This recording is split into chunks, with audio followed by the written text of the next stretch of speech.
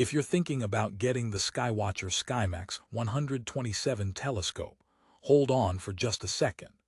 I'm about to reveal some surprising issues with this popular scope that you definitely need to know before you click buy. But here's what shocked me. The optics look amazing on paper with their expert coatings and high reflectivity. Yet I found some unexpected flaws when I put it through real astronomical viewing tests. You might assume this is a perfect planetary viewing scope, but there's more beneath the surface than meets the eye, and it could make or break your stargazing experience. Stick with me because by the end, I'll tell you who this scope is truly for and whether it's worth your $610 investment. Alright, let's dive deeper into the Skymax 127. Its 127 Maksutov-Cassegrain design is a classic favorite for amateur astronomers craving crisp, high-contrast views of planets and the moon. Sky-Watcher has engineered the Skymax 127 with a borosilicate primary mirror coated with aluminum and a quartz overcoat that supposedly delivers 94% reflectivity. That's supposed to mean vivid, sharp details with a contrast-rich image. Also, the meniscus-shaped corrector plate promises a flat visual plane, so stars don't look warped at the edges. Great on paper. And with a focal length that's around 1500 m, you'd expect sharp planetary views without needing extra accessories like a Barlow lens. And this is where things get interesting, the reality is not so straightforward. I tested the Skymax on several starry nights, and while the contrast was impressive under dark skies, I ran into problems that made me question its overall value. One issue is the long cooldown time. Maksutov telescopes are notorious for needing extended cooldowns to avoid those annoying heat waves that blur your image. The Skymax 127 is no exception. It takes well over 45 minutes to stabilize in typical backyard conditions. If you're like me and hate waiting to start your session, this can be frustrating. By the time the telescope is ready, half your night feels wasted. Now if you're thinking, hey, this is a $610 scope, shouldn't that be better by now? Well, yes and no. The Skymax 127 is excellent at certain things, like planetary and lunar observation, but it's definitely not an all-around workhorse. The Maksutov design means the aperture, while respectable at 127, isn't as fast or versatile as something like a Dobsonian reflector of similar price. And don't get me started on deep sky objects. These look quite dim due to the small aperture and long focal length.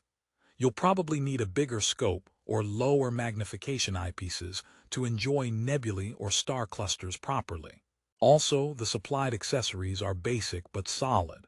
The 28-2-inch eyepiece, 90-degree star diagonal, and 6x30 finder scope will get you started, but you'll likely want to upgrade soon.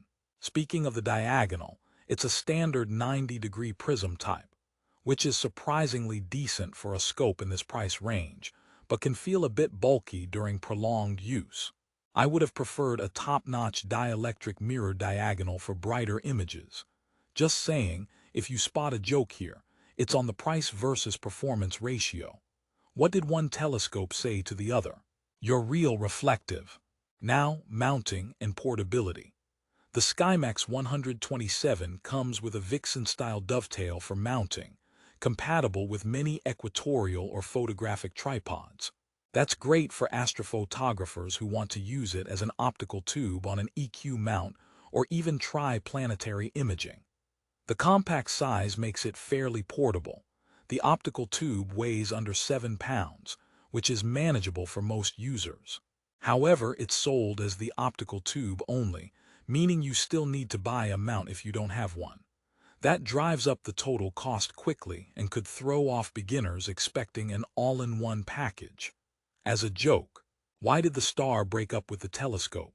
It said it needed more space. Sorry, I'm here all night. Let's talk about image quality now. For planetary details like seeing cloud bands on Jupiter or the rings of Saturn, the Skymax 127 impresses with its sharp and high-contrast views. The metallic high transmission coatings on the corrector plate contribute to this clarity, cutting down on glare and ghosting. However, under less than ideal sky conditions, like moderate light pollution or humidity, the image sharpness suffers considerably. It's a delicate scope that loves darker skies. Meaning, if you live in a city or near suburbs, don't expect magical views every time. It's kind of like applying sunscreen at midnight. It doesn't do much good. One user review that stuck with me mentioned the finder scope's alignment being tricky out of the box, leading to frustration for those dragging setup time. This is pretty common for Maksutov users, but it's worth noting if you're newer to telescopes. Also, the focuser is a basic rack and pinion, which works well but can feel a bit stiff. Adding a motorized focuser would be a nice upgrade for astrophotographers or serious visual observers. Remember, Maksutovs by design have long focal ratios, so slight focusing errors get magnified. Who exactly is the Skymax 127 for? If you want a compact, portable scope with excellent planetary views and decent lunar performance, this is a strong contender. It's also a good entry-level telescope for someone starting in planetary astrophotography due to the long focal length. However, if you're passionate about deep sky viewing, this is not your best option. Go bigger or consider a different design. Beginners might be turned off by the cooldown time and somewhat limited field of view, but intermediate amateurs looking for crisp, rich planetary images could find a trusty companion here. Before we wrap, here's an important twist. Sky-Watcher's quality control can be hit or miss. Some units come well collimated and perform fantastically right out of the box, while others need adjustment or even replacement. This inconsistency is frustrating and might cause headaches if you're not familiar with telescope maintenance. So, if you buy this scope from Amazon or any retailer, make sure you test it thoroughly early on and keep that return window in mind. In a way, buying this is like dating. Sometimes you get the perfect match, sometimes you get cold nights. Now for another joke to lighten the mood. Why did the astronomer get kicked out of the party? Too many light years. Alright, back on track. Despite the drawbacks, the Skymax 127 delivers solid performance for planetary viewing if you're patient with cooldown and sky conditions. It's also fun to use as an optical tube for astrophotography, thanks to the sturdy Vixen dovetail mount and high-quality optics. The contrast and sharpness under good skies really make details pop. Plus, the fully baffled tube does a good job preventing stray light interference that can wash out faint objects. If you can overlook its flaws, this telescope is a reliable tool in your astronomy arsenal. To sum it all up, the Sky-Watcher Skymax 127 is a specialized tool, not a one-size-fits-all solution. If you want ultimate portability with high-contrast images for planets and the moon, it's well worth considering. But if you seek deep sky versatility or instant-go usability, keep looking. It's a beautiful scope with remarkable optics, but patience is key. Like wine and cheese, some things improve with time, but your cooldown weight isn't one of them. So should you buy the Skymax 127? If you ask me, it depends on your astronomy goals. For dedicated planetary viewers or budding astrophotographers wanting a long focal length and a manageable size, this scope can be a fantastic introduction.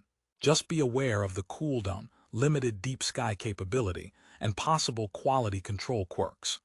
That way, you'll avoid disappointments and get ready to enjoy crystal-clear views of Jupiter's bands, Saturn's rings, and the Moon's craters. If you want the best current price on Amazon, check the link in the description below. I recommend grabbing it while the return window is still open so you can test it in your backyard. Sky-Watcher's Skymax 127 might surprise you with its clarity, or keep you waiting by the tripod for 45 minutes wondering why stars don't twinkle faster. Either way, clear skies and happy observing. And speaking of observing, why don't astronomers ever get lost? Because they always follow the star map. Thanks for sticking with me. Don't forget to like, Subscribe and share for more honest telescope reviews that help you spend smarter and look deeper into the universe.